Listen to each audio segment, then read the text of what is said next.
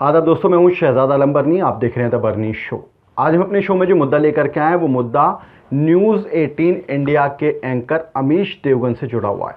दरअसल अमीश देवगन पर कई सारे मामले दर्ज हैं जिसको लेकर के आज सुप्रीम कोर्ट में सुनवाई हुई थी। सुप्रीम कोर्ट में सुनवाई में क्या हुआ और आखिर मामले किस किस चीज़ से जुड़े हुए हैं, इस पर आज हम चर्चा करेंगे। और क्या सुप्रीम कोर्ट ने राहत दे दी है, और राहत दी है तो कितने दिन की राहत अमीश देवगन को मिली है। दरअसल आपको याद होगा कि 15 जून को अमीश देवगन ने न्यूज़ 18 इंडिया पर अपने डिबेट शो में ख्वाजा मोइनुद्दीन चिश्ती पर अभद्र टिप्पणी कर दी थी। उनकी डिबेट का नाम ही ऐसा है, आर पार नाम से डिबेट करते हैं। ऐसे लगता है जैसे शायद कोई जंग पर आप जा रहे हो। जब इनके डिबेट शो में आप पहुंचेंगे तो आपको लगेगा शायद आप किसी जंग में आए हुए हैं जहां पर लोग एक दूसरे को मारने पर उतारू होते हैं।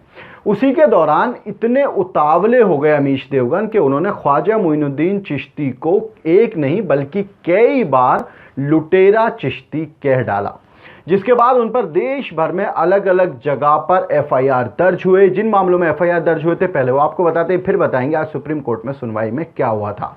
आईपीसी की धारा 295A यानी कि जानबूझकर और दुर्भावपूर्ण कृत्य जिसका उद्देश्य किसी वर्ग की धार्मिक भावनाओं को अपमानित करना होता है, इसमें एफआईआर दर्ज हुई। दूसरी धारा उन पर लगी 153A यानी कि धर्म, जाति या जन्म स्थान या आदि के नाम पर दो समुदायों के बीच नफरत पैदा करना या शत्रुता पैदा करना। उसके अलावा 505 यानी कि सार्वजनिक दुराचरण का मामला।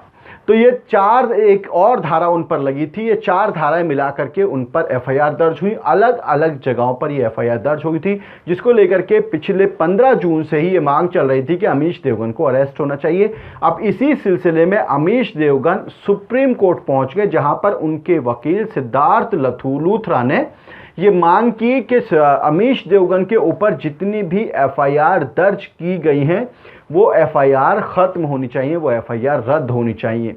अमीश देवगन के वकील सिद्धार्थ लूथरा का कहना था कि जो गलती अमीश देवगन से हुई है वो अनजाने में हुई है, जिसके बाद अमीश देवगन ने सार्वजनिक तौर पर माफी भी मांग ली है। ये बिल्कुल सही बात है कि माफ़ी मांगी गई है। यहाँ तक कि अमीश देवगन ने अपने पहले ट्विटर हैंडल से माफ़ी मांगी, उसके बाद फिर अपने एपिसोड में आकर के लाइव भी माफ़ी मांगी। लेकिन जो पार्टी है, जो दूसरी पार्टी है जिनकी तरफ से एफआईआर दर्ज की है, उनके वकील रिजवान मर्चेंट ने कहा कि गलती इंसान से एक बार होती है, जबकि अमीश देवगन ने अपने कार्यक्रम में ख्वाजा मोइनुद्दीन चिश्ती को 1 या 2 बार नहीं बल्कि 2 बार से भी ज़्यादा उनको लुटेरा चिश्ती कहा था।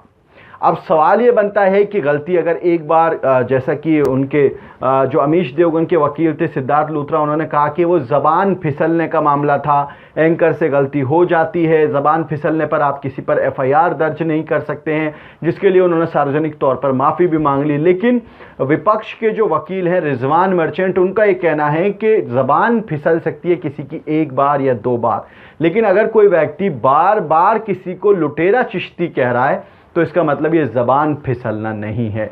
अब सवाल ये उठता है कि आखिर सुप्रीम कोर्ट ने इसमें अब फैसला क्या सुनाया, क्योंकि अमीश देवगन के वकील की तरफ से मांग की गई थी कि एफआईआर को रद्द किया जाए, जबकि विपक्ष यानी कि जिनकी तरफ से एफआईआर दर्ज कराई थी उनकी मांग थी कि अरेस्ट होना चाहिए अमीश देवगन को।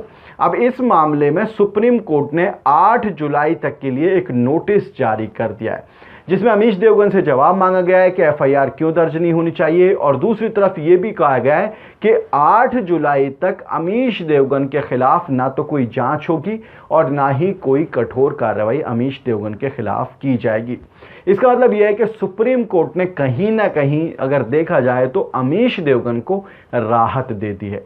लेकिन सवाल यह बनता है कि क्या बार बार लुटेरा चिश्ती कहना मात्र ज़बान फिसलना माना जा सकता है? यह भी अपने आप में एक बड़ा सवाल है।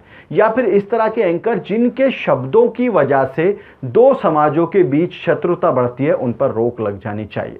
आप इस पूरे मामले को किस तरह से देखते हैं, अपनी राय जरूर बताएं। वीडियो के नीचे कमेंट बॉक्स है, उस कमेंट बॉक्स में जाकर के अपनी राय हमें जरूर बताएं। आज के इस एपिसोड में इतना ही। हमारी आपसे रिक्वेस्ट है कि इस वीडियो को शेयर जरूर करें और हमारे चैनल को सब्सक्राइब जरूर करें, और आप हमें सोशल मीडिया पर यानी कि इंस्टा, ट्विटर और फेसबुक पर फॉलो करने के लिए वीडियो के नीचे जो लिंक्स दिए हुए हैं उन लिंक्स पर जाकर के आप हमें सोशल मीडिया पर फॉलो कर सकते हैं। बहुत बहुत शुक्रिया।